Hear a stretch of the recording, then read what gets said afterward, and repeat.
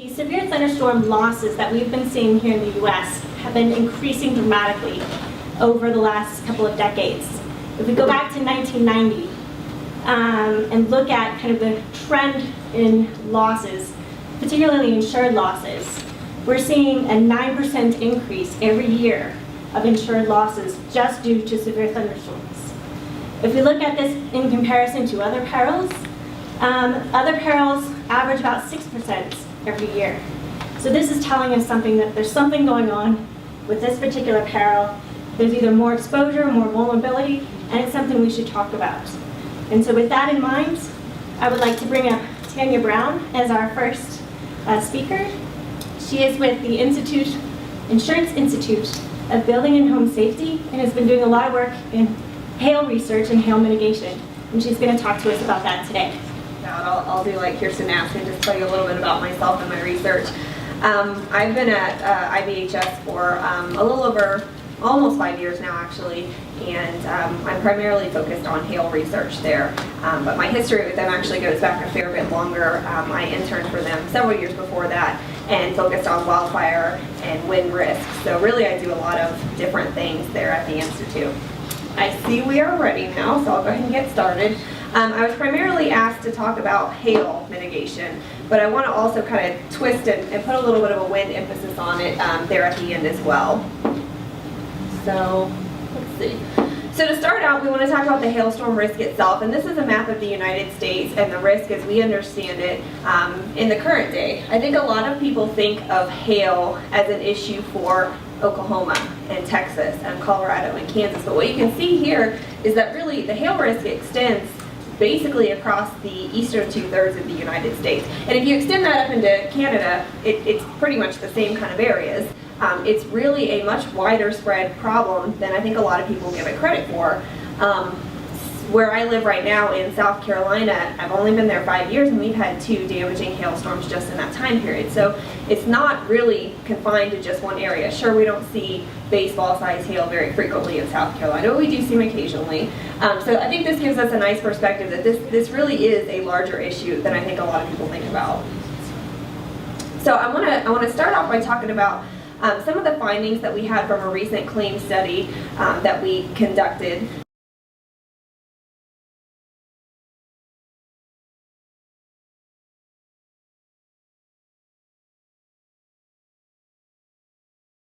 Were there any patterns that stood out in terms of materials that were more damageable than others?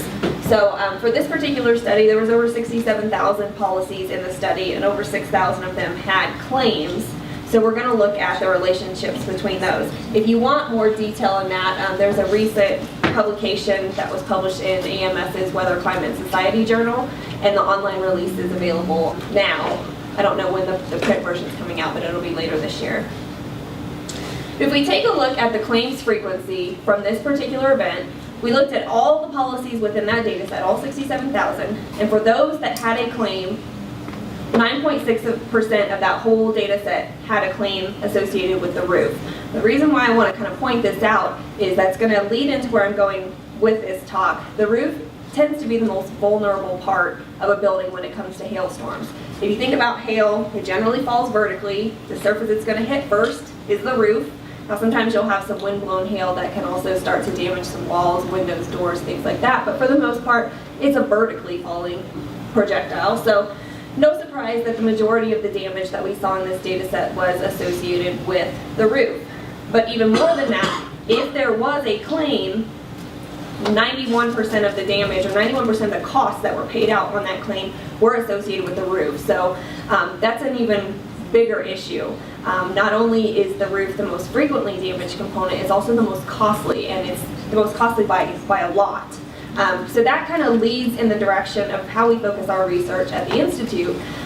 We really focus on the roof, not only for hail, but for some of our other perils as well. There have been other studies that have shown us that the roof is the most common thing that's damaged and also the most costly. So we put a lot of our efforts on that. So I wanted to share that information with you to just kind of set the stage for some of the different research aspects that we're doing, and then I'll talk a little bit about the state of the science in terms of mitigation.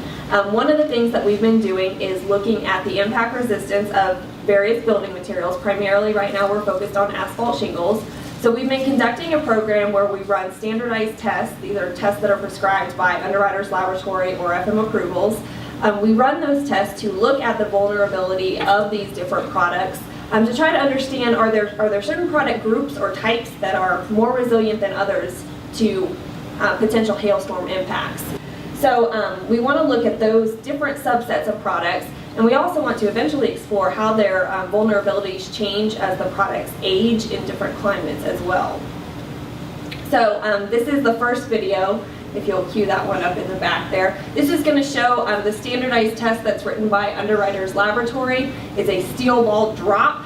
So it drops a heavy steel ball from the height necessary to replicate the kinetic energy of a same-size hailstone falling in nature.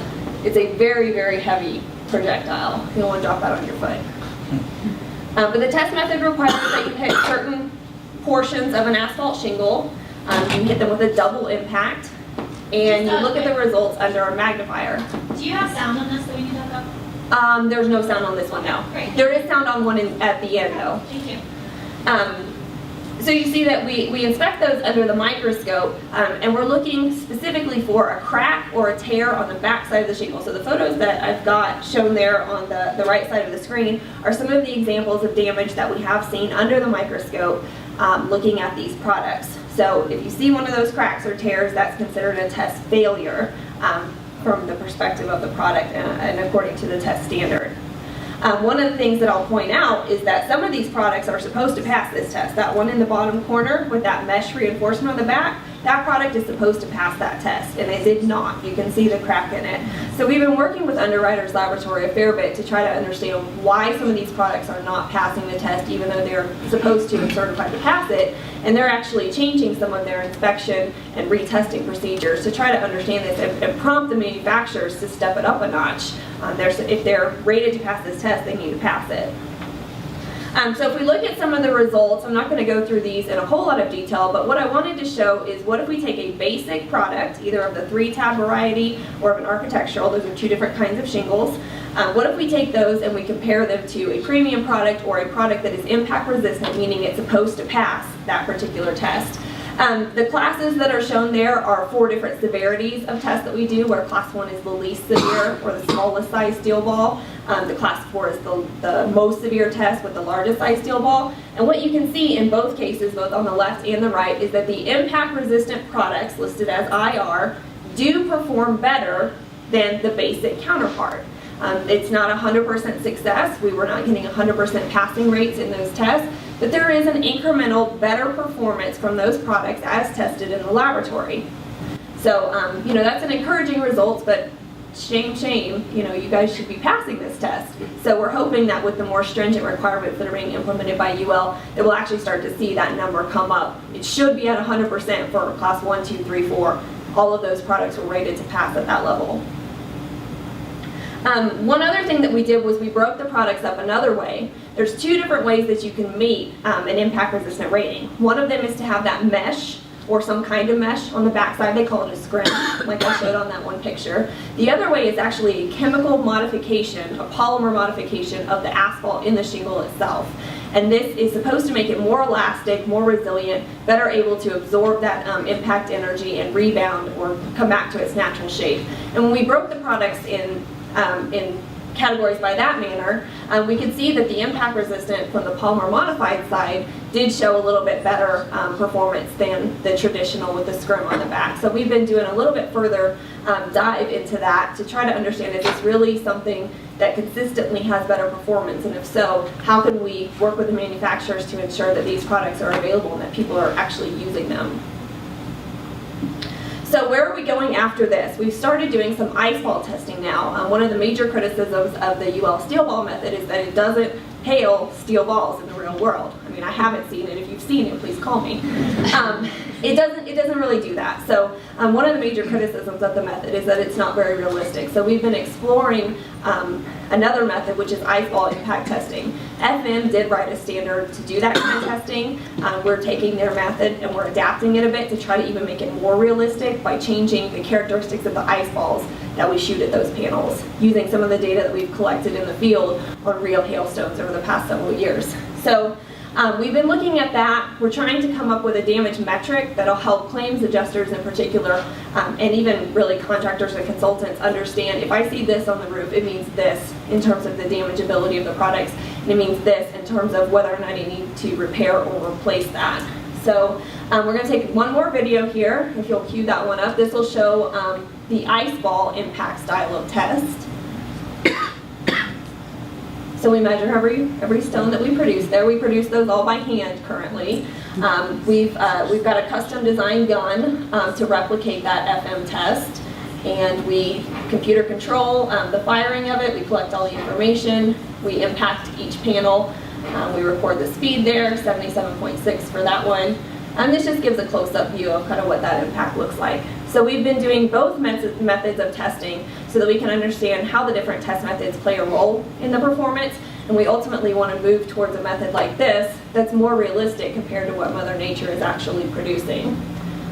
Okay? And where are we going next? This is the last video, thank you. This shows a demonstration of our full-scale hail testing capabilities. That's what we're really known for, is full-scale testing. So we conducted this demonstration a couple of years ago where we're firing 3 different sizes of ice balls over a full-scale structure in our large test chamber. This is really the future of where we're going with this kind of research. We want to look at a system-wide approach for understanding the hail hazard and really helping us understand how does the performance of the building change when you look at the whole system? Are there certain repairs and replacement methods that we can do to try to reduce the losses associated with that? We need a full-scale capability to do that. So we've got that capability online. We are bringing on a new piece of machinery that will actually automate the process of making those ice balls so that we don't have to make them by hand, which will be a huge improvement. So that's kind of where we're going next in the hail lab research side. So what I want to talk about to kind of wrap things up is, all right, we know that hail is a damaging thing. We know that it has some issues associated with it. What can we do about it? Really, the best practices, state of the science that's associated with the hail risk is the impact-resistant roof. And one of the things that I wanted to do was show our Code Plus construction program. It's called our Fortified Home Program. It's available for new and existing homes, and it takes an incremental approach to improving a home's resiliency to a variety of natural hazards.